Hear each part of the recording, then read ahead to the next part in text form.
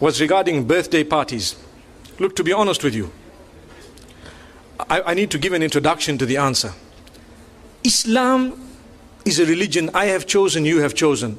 Have you chosen it? We've chosen it. Is it from you or from Allah? Are you happy that it's from Allah?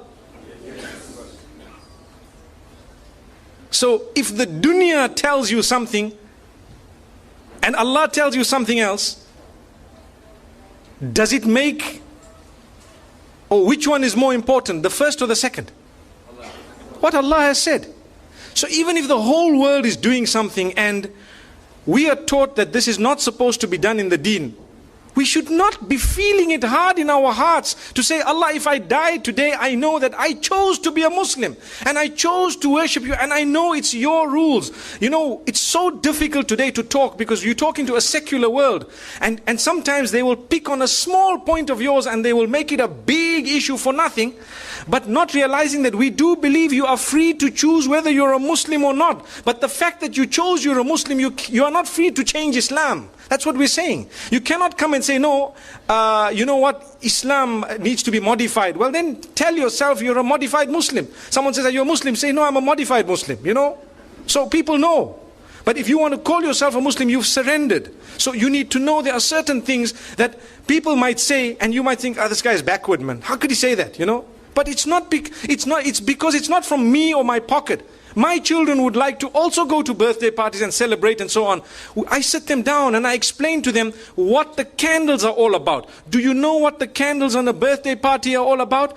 In ancient Europe, when the winters were so bad that people used to go into literal hibernation to keep themselves warm in whatever way they had. And when they would come out, they would count the dead. Did you know that?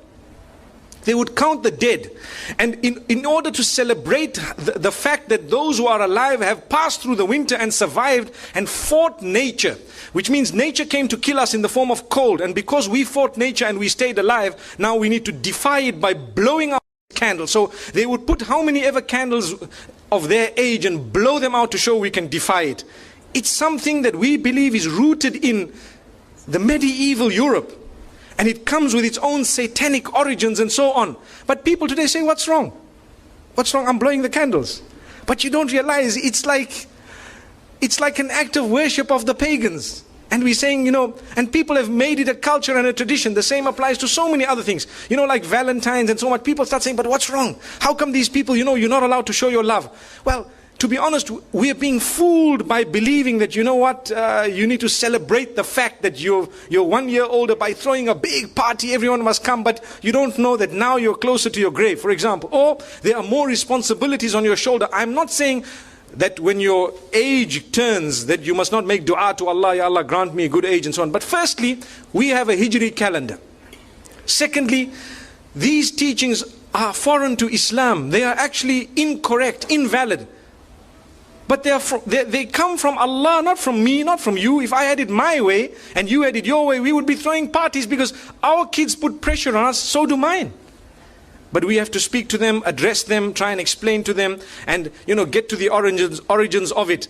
The sad reality is people take part wholesale. So they'll tell you, but they did it.